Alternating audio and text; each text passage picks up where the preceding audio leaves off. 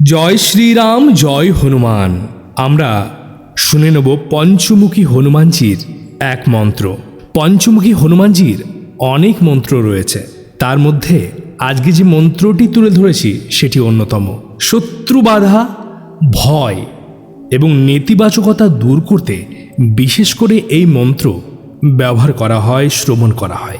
পঞ্চমুখী হনুমানজিকে তান্ত্রিক হনুমান বলা হয়ে থাকে। তার কারণ হলো রাবণের ভাই অহিরাবণ ছিলেন বিশাল বড় তান্ত্রিক। সেই তন্ত্রের মাধ্যমে মায়ার মায়াজালে শ্রীরাম এবং লক্ষ্মণকে বন্দি করে রেখেছিলেন পাতালপুরীতে।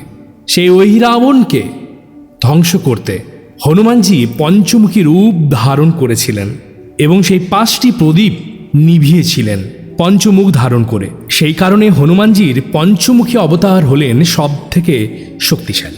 দেখবেন বাড়ির মধ্যে নেতিবাচকতা অনুভব করতে পারছেন, আপনার শত্রু বাধা, ভয় অনুভব হচ্ছে, মাঝে মধ্যেই নজর দোষ লাগছে।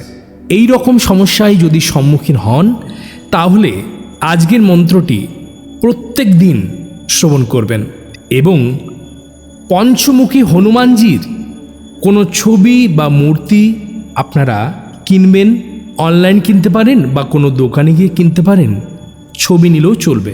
সেটা আপনারা আপনাদের বাড়ির প্রবেশদ্বারের বাইরের দিকে ওপরে, দুয়ারের ওপরে টাঙিয়ে রাখবেন। দেখবেন অনেক ভালো ফল পেয়েছেন। এবং অনুরোধ করব, বাড়ির দক্ষিণ দিকে হনুমানজির একটি ধ্বজা অবশ্যই টাঙিয়ে রাখবেন। এই বিশ্বাস নিয়ে আসুন আমরা সকলে মিলে শ্রবণ করি এবং কমেন্ট বক্সে অবশ্যই জয় শ্রীরাম জয় হনুমান, জয় পঞ্চমুখী হনুমান অবশ্যই লিখবেন।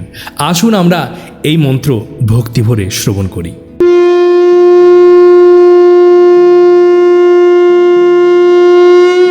ওম নমো হনুমতে রুদ্রাবতারায় পঞ্চবদনায় পশ্চিমমুখে গরুড়ায় সকল বিঘ্ন নিবারণায় রামদূতায় স্বাহা। ওম নমো হনুমতে রুদ্রাবতারায় পঞ্চবদনায় পশ্চিমমুখে গরুড়ায় সকল বিঘ্ন নিবারণায় রামদূতায় স্বাহা। ওম নমো হনুমতে রুদ্রাবতারায় পঞ্চবদনায় পশ্চিমমুখে গরুড়ায় সকল বিঘ্ন নিবারণায় রামদূতায় স্বাহা। ওম নমো হনুমতে রুদ্রাবতারায় পঞ্চবদনায় পশ্চিমমুখে গরুড়ায় সকল বিঘ্ন নিবারণায় রামদূতায় স্বাহা। ওম নমো হনুমতে রুদ্রাবতারায় পঞ্চবদনায় পশ্চিমমুখে গরুড়ায় সকল বিঘ্ন নিবারণায় রামদূতায় স্বাহা। ওম নমো হনুমতে রুদ্রাবতারায় পঞ্চবদনায় পশ্চিমমুখে গরুড়ায় সকল বিঘ্ন নিবারণায় রামদূতায় স্বাহা। ওম নমো হনুমতে রুদ্রাবতারায় পঞ্চবদনায় পশ্চিমমুখে গরুড়ায় সকল বিঘ্ন নিবারণায় রামদূতায় স্বাহা। ॐ नमो हनुमते रुद्रावताराय पञ्चवदनाय पश्चिमामुखे गरुडाय सकलविघ्न निवारणाय रामदूताय स्वाहा। ॐ नमो हनुमते रुद्रावताराय पञ्चवदनाय पश्चिमामुखे गरुडाय सकलविघ्न निवारणाय रामदूताय स्वाहा। ॐ नमो हनुमते रुद्रावताराय पञ्चवदनाय पश्चिमामुखे गरुडाय सकलविघ्न निवारणाय रामदूताय स्वाहा। ॐ नमो हनुमते रुद्रावताराय पञ्चवदनाय पश्चिमामुखे गरुडाय सकलविघ्न निवारणाय रामदूताय स्वाहा। ॐ नमो हनुमते रुद्रावताराय पञ्चवदनाय पश्चिमामुखे गरुडाय सकलविघ्न निवारणाय रामदूताय स्वाहा। ॐ नमो हनुमते रुद्रावताराय पञ्चवदनाय पश्चिमामुखे गरुडाय सकलविघ्न निवारणाय रामदूताय स्वाहा। ॐ नमो हनुमते रुद्रावताराय पञ्चवदनाय पश्चिमामुखे गरुडाय सकलविघ्न निवारणाय रामदूताय स्वाहा। ॐ नमो हनुमते रुद्रावताराय पञ्चवदनाय पश्चिमामुखे गरुडाय सकलविघ्न निवारणाय रामदूताय स्वाहा।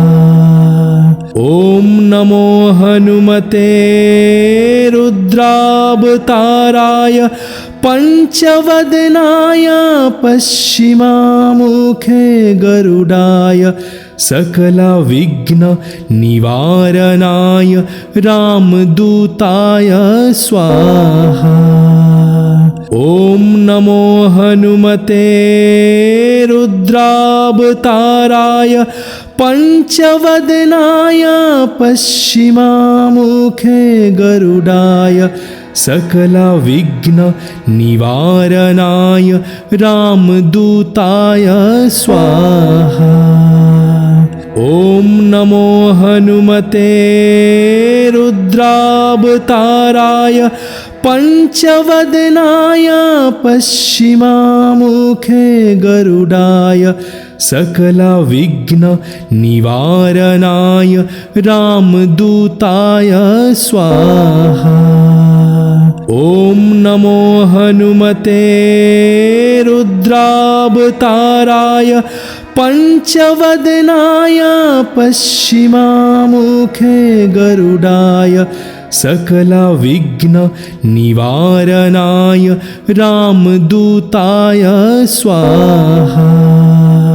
ॐ नमो हनुमते रुद्रावताराय पञ्चवदनाय पश्चिमामुखे गरुडाय सकलविघ्न निवारणाय रामदूताय स्वाहा। ॐ नमो हनुमते रुद्रावताराय पञ्चवदनाय पश्चिमामुखे गरुडाय सकलविघ्न निवारणाय रामदूताय स्वाहा। ॐ नमो हनुमते रुद्रावताराय पञ्चवदनाय पश्चिमामुखे गरुडाय सकलविघ्न निवारणाय रामदूताय स्वाहा। ॐ नमो हनुमते रुद्रावताराय पञ्चवदनाय पश्चिमामुखे गरुडाय सकलविघ्न निवारणाय रामदूताय स्वाहा। ॐ नमो हनुमते रुद्रावताराय पञ्चवदनाय पश्चिमामुखे गरुडाय सकलविघ्न निवारणाय रामदूताय स्वाहा।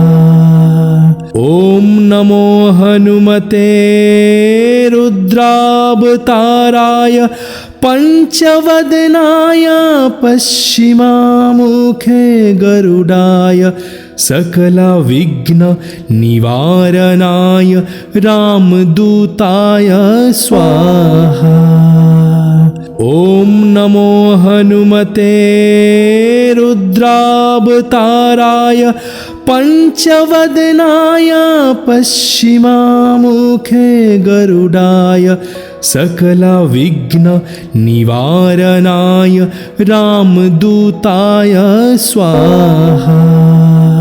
ॐ नमो हनुमते रुद्रावताराय पञ्चवदनाय पश्चिमामुखे गरुडाय सकलविघ्न निवारणाय रामदूताय स्वाहा। ॐ नमो हनुमते रुद्रावताराय पञ्चवदनाय पश्चिमामुखे गरुडाय सकलविघ्न निवारणाय रामदूताय स्वाहा। ॐ नमो हनुमते रुद्रावताराय पञ्चवदनाय पश्चिमामुखे गरुडाय सकलविघ्न निवारणाय रामदूताय स्वाहा। ॐ नमो हनुमते रुद्रावताराय पञ्चवदनाय पश्चिमामुखे गरुडाय सकलविघ्न निवारणाय रामदूताय स्वाहा। ॐ नमो हनुमते रुद्रावताराय पञ्चवदनाय पश्चिमामुखे गरुडाय सकलविघ्न निवारणाय रामदूताय स्वाहा। ॐ नमो हनुमते रुद्रावताराय पञ्चवदनाय पश्चिमामुखे गरुडाय सकलविघ्न निवारणाय रामदूताय स्वाहा। ॐ नमो हनुमते रुद्रावताराय पञ्चवदनाय पश्चिमामुखे गरुडाय सकलविघ्न निवारणाय रामदूताय स्वाहा। ॐ नमो हनुमते रुद्रावताराय पञ्चवदनाय पश्चिमामुखे गरुडाय सकलविघ्न निवारणाय रामदूताय स्वाहा। ॐ नमो हनुमते रुद्रावताराय पंचवदनाय पश्चिमामुखे गरुडाय सकलविघ्न निवारणाय रामदूताय स्वाहा। ॐ नमो हनुमते रुद्रावताराय पंचवदनाय पश्चिमामुखे गरुडाय सकलविघ्न निवारणाय रामदूताय स्वाहा। ॐ नमो हनुमते रुद्रावताराय पंचवदनाय पश्चिमामुखे गरुडाय सकलविघ्न निवारणाय रामदूताय स्वाहा। ॐ नमो हनुमते रुद्रावताराय पंचवदनाय पश्चिमामुखे गरुडाय सकलविघ्न निवारणाय रामदूताय स्वाहा। ॐ नमो हनुमते रुद्रावताराय पंचवदनाय पश्चिमामुखे गरुडाय सकलविघ्न निवारणाय रामदूताय स्वाहा। ॐ नमो हनुमते रुद्रावताराय पंचवदनाय पश्चिमामुखे गरुडाय सकलविघ्न निवारणाय रामदूताय स्वाहा। ॐ नमो हनुमते रुद्रावताराय पंचवदनाय पश्चिमामुखे गरुडाय सकलविघ्न निवारणाय रामदूताय स्वाहा। ॐ नमो हनुमते रुद्रावताराय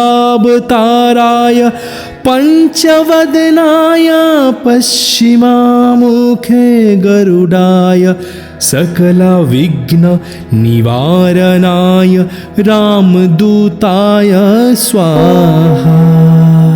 ॐ नमो हनुमते रुद्रावताराय पंचवदनाय पश्चिमामुखे गरुडाय सकलविघ्न निवारणाय रामदूताय स्वाहा। ॐ नमो हनुमते रुद्रावताराय पंचवदनाय पश्चिमामुखे गरुडाय सकलविघ्न निवारणाय रामदूताय स्वाहा। ॐ नमो हनुमते रुद्रावताराय पंचवदनाय पश्चिमामुखे गरुडाय सकलविघ्न निवारणाय रामदूताय स्वाहा।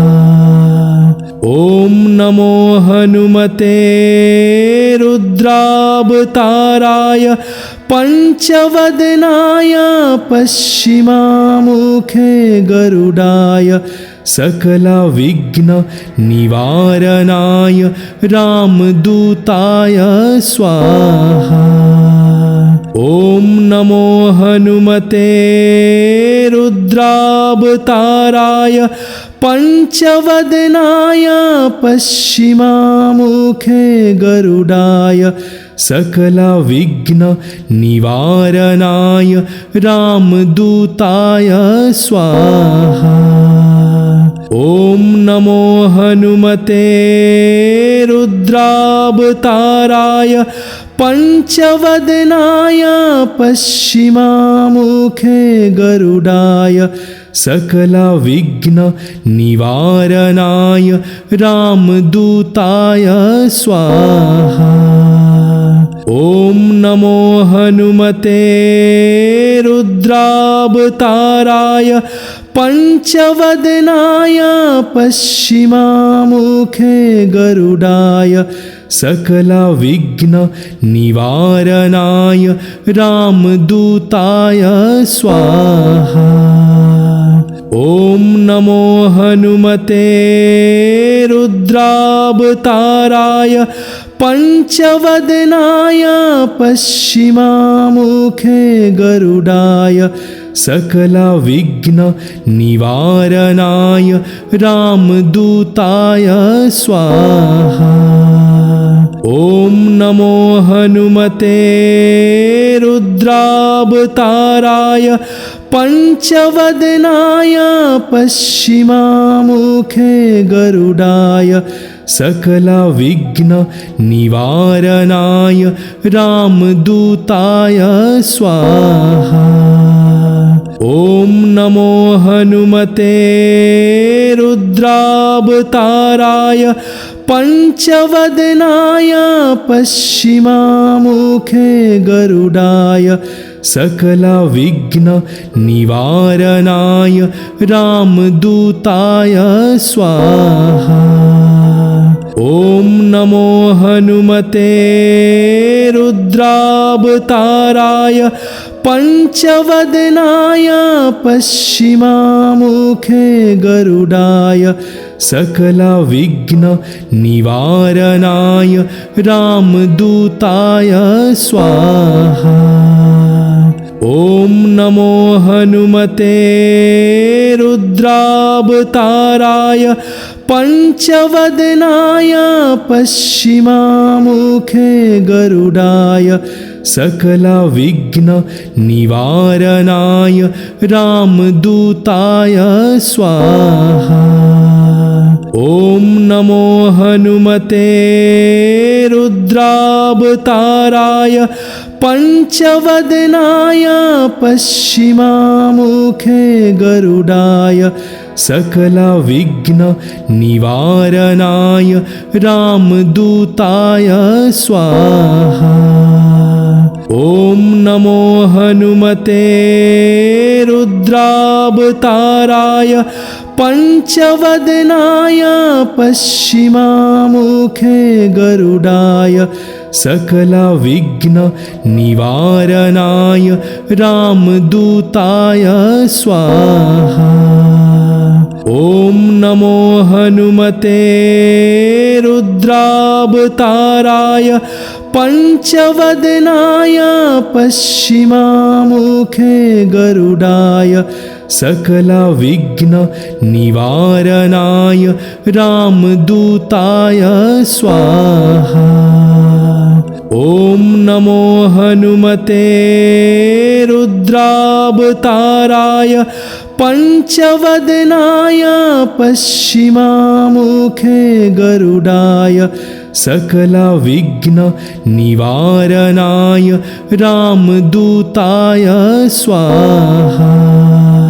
ॐ नमो हनुमते रुद्रावताराय पञ्चवदनाय पश्चिमामुखे गरुडाय सकलविघ्ननिवारणाय रामदूताय स्वाहा।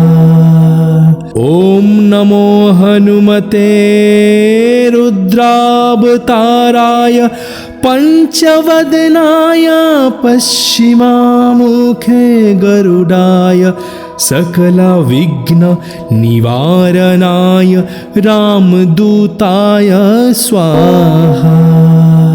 ॐ नमो हनुमते रुद्रावताराय पञ्चवदनाय पश्चिमामुखे गरुडाय सकलविघ्ननिवारणाय रामदूताय स्वाहा। ॐ नमो हनुमते रुद्रावताराय पञ्चवदनाय पश्चिमामुखे गरुडाय सकलविघ्न निवारणाय रामदूताय स्वाहा। ॐ नमो हनुमते रुद्रावताराय पञ्चवदनाय पश्चिमामुखे गरुडाय सकलविघ्न निवारणाय रामदूताय स्वाहा।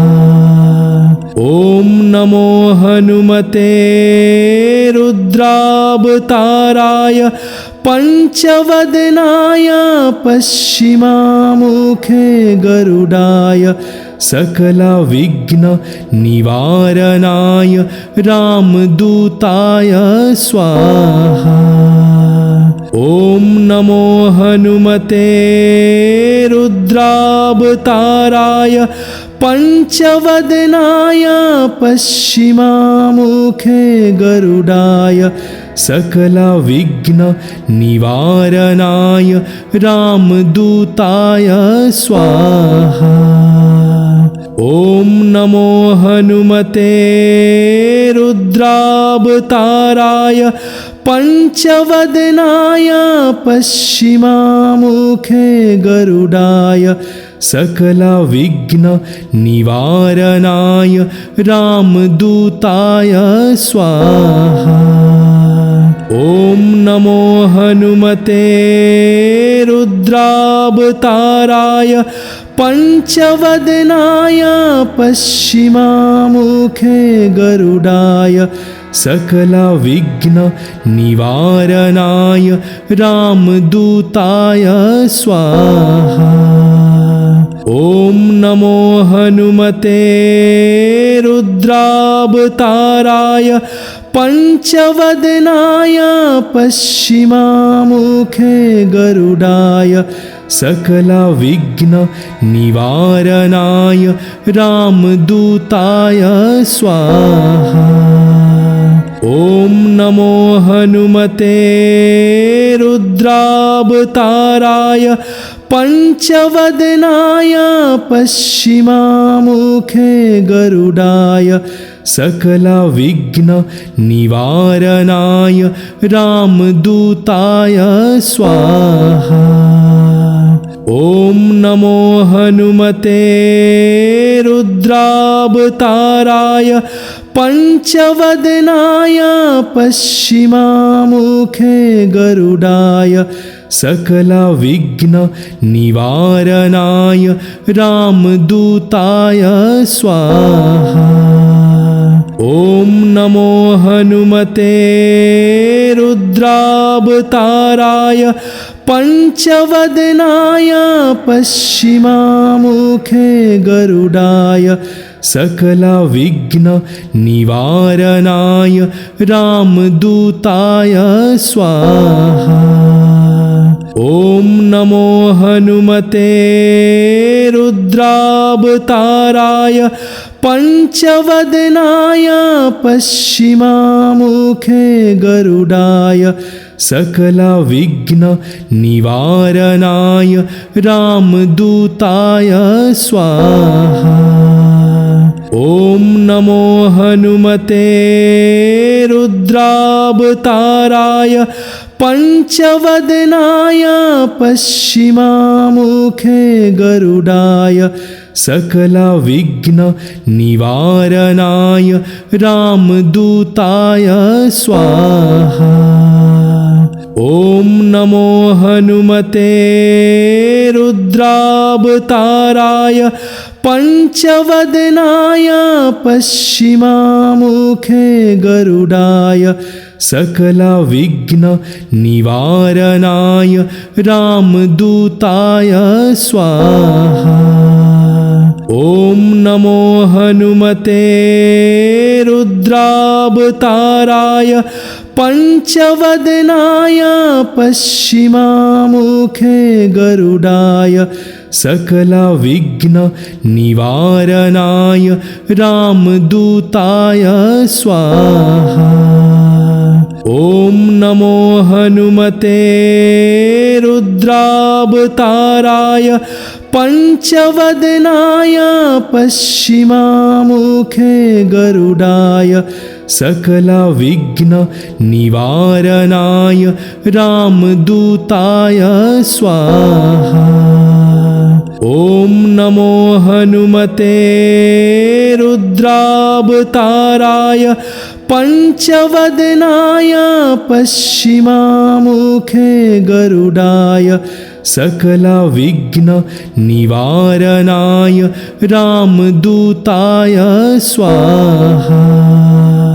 ॐ नमो हनुमते रुद्रावताराय पंचवदनाय पश्चिमामुखे गरुडाय सकलविघ्न निवारणाय रामदूताय स्वाहा। ॐ नमो हनुमते रुद्रावताराय पंचवदनाय पश्चिमामुखे गरुडाय सकलविघ्न निवारणाय रामदूताय स्वाहा। ॐ नमो हनुमते रुद्रावताराय पंचवदनाय पश्चिमामुखे गरुडाय सकलविघ्न निवारणाय रामदूताय स्वाहा। ॐ नमो हनुमते रुद्रावताराय पंचवदनाय पश्चिमामुखे गरुडाय सकलविघ्न निवारणाय रामदूताय स्वाहा।